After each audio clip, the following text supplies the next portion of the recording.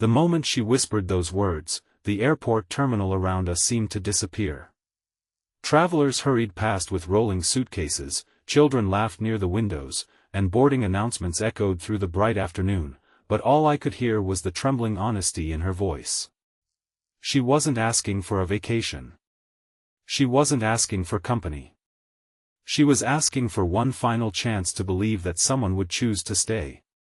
In that instant, I realized the journey I thought would save me was actually meant to save both of us.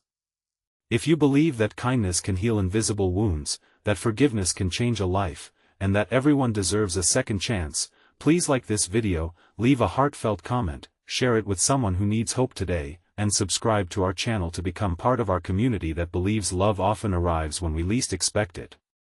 For nearly 6 years, my world had become painfully predictable. Every weekday began with the same morning coffee on the front porch, the same drive to my architecture office, the same polite conversations with coworkers, and the same quiet return to an empty townhouse where silence had become more familiar than laughter. Friends insisted I had adjusted well after my divorce, but surviving is not the same as living. I had learned how to function without ever truly feeling alive again. Every photograph on my walls seemed to belong to another version of me, someone who had once believed the future always held something beautiful. Across the narrow street lived my neighbor, Meredith Holloway. She had moved into the neighborhood only 8 months earlier with a handful of flower pots, a faded station wagon, and a smile that always looked genuine until she thought no one was watching. Then it quietly disappeared. She spent her afternoons tending roses that somehow bloomed brighter than anyone else's. She greeted everyone with kindness, remembered birthdays without reminders, and somehow knew which elderly neighbors needed groceries before they asked.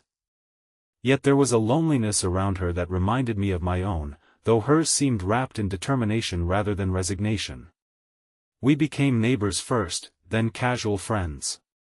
We exchanged homemade meals, watered each other's plants during business trips, and occasionally shared coffee on warm afternoons while watching children ride bicycles through the neighborhood. Neither of us asked many personal questions. Sometimes two broken people instinctively understand that healing begins with presence, not curiosity. One Saturday afternoon, while trimming the hedge between our yards, I mentioned something I had been considering for months. I admitted that I was thinking about taking a long daytime train journey through several small coastal towns before autumn arrived. It wasn't a luxury vacation. It was simply an attempt to remember that the world was larger than my routine. I laughed awkwardly and said I probably needed a travel partner because traveling alone after so many years somehow felt more frightening than exciting. Meredith stopped watering her roses. She looked at me with an expression I had never seen before, one filled with hope and fear at exactly the same time. After a long silence, she quietly answered that if I really meant it, then I shouldn't let her go back alone. Those words stayed with me long after we finished talking. The following afternoon, she explained everything. 3 years earlier, her husband had suffered a devastating stroke while they were hiking near the coast. Although he survived for several months afterward, he never fully recovered, and the hiking trail where everything changed had become frozen in her memory. Before his illness, they had promised each other they would spend retirement traveling together by train, visiting little towns instead of famous cities, collecting stories instead of souvenirs.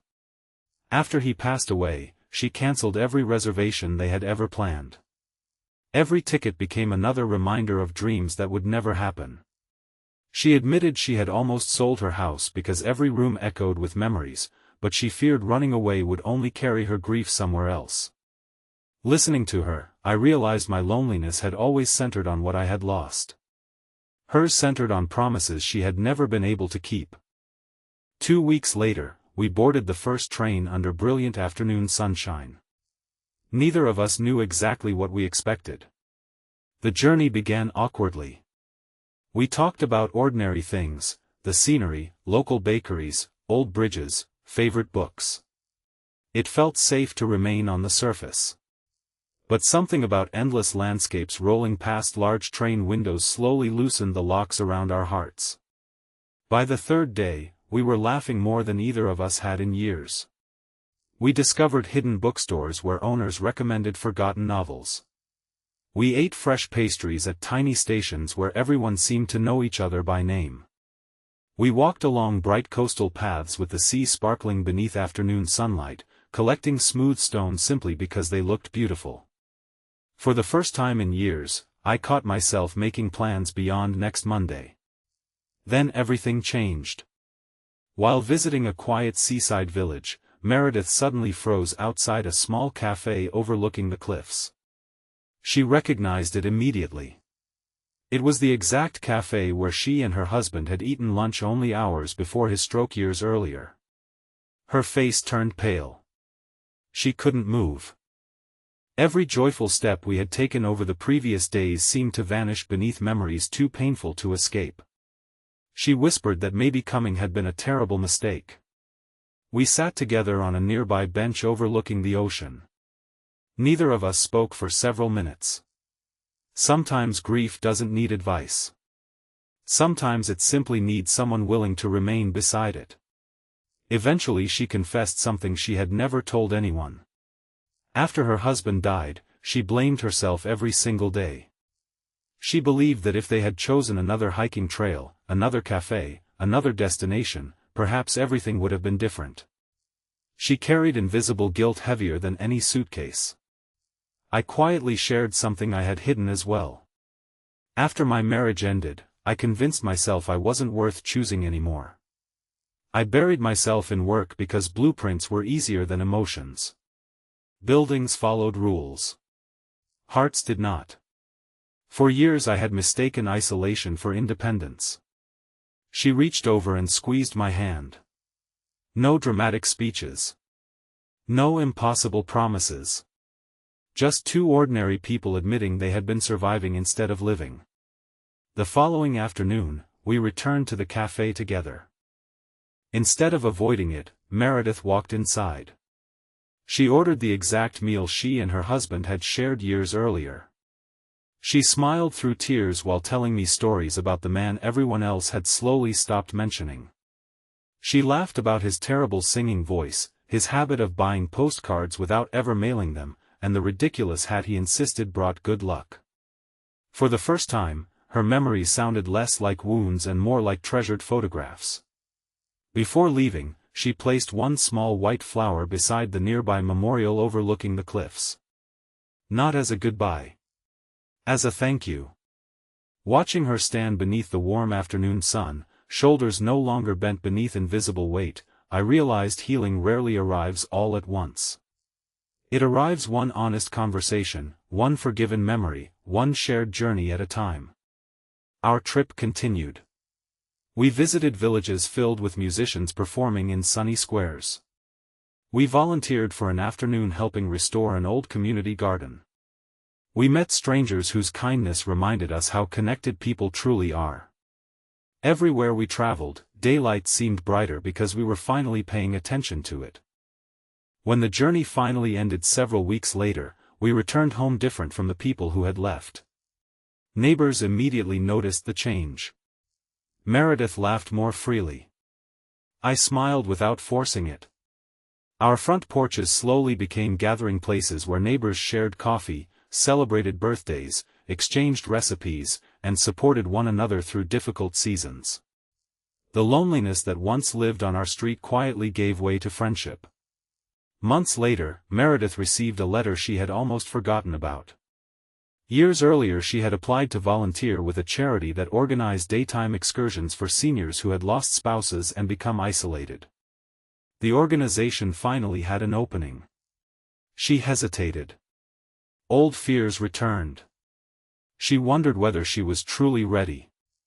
This time I smiled and reminded her of the words she had once spoken to me. I told her that she shouldn't go back alone.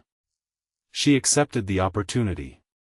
Within weeks, she was helping dozens of lonely people rediscover joy through simple afternoon trips, shared meals, museums, gardens, and conversations that reminded them life had not ended with their loss. Watching her inspire others became one of the greatest privileges of my life.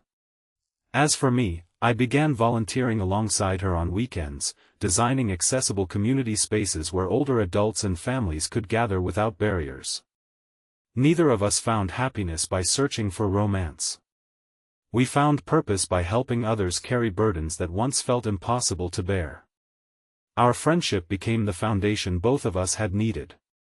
Years later, people often asked when our lives changed. They expected some dramatic answer. But the truth was surprisingly simple. Everything changed the afternoon one lonely neighbor admitted he needed a travel partner, and another lonely neighbor found the courage to answer with complete honesty. The journey had never really been about trains, coastlines, or destinations. It had always been about reminding two wounded hearts that hope grows best when it is shared. Before we reach the end of this story, I'd love to hear from you. Have you ever met someone who helped you heal simply by walking beside you through a difficult season? Please leave a meaningful comment and share the lesson this story reminded you of, because your words may encourage someone who desperately needs hope today. The following spring, our neighborhood organized its first community travel club for people who had postponed their dreams because of grief, fear, or loneliness. Dozens signed up. Some came after losing spouses. Others came after difficult divorces, illnesses, or years spent caring for loved ones. They arrived carrying quiet sadness and left carrying new friendships. Meredith often stood smiling as each bus departed under the bright afternoon sun, and every time I saw her waving goodbye, I remembered the frightened woman who once believed she would always return alone. She never did. Neither did I. Because sometimes the greatest gift we can offer another person is not a perfect answer or an extraordinary sacrifice. Sometimes it is simply the decision to walk beside them until they remember how to keep moving forward on their own.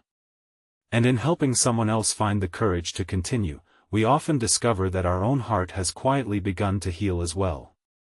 If this story touched your heart, please like this video, leave a meaningful comment, share it with someone who needs hope today, and subscribe to our channel so you never miss another emotional journey. May you always remember that the road ahead feels far less frightening when kindness chooses to travel with you, and that the smallest invitation to walk together can become the beginning of a completely new life.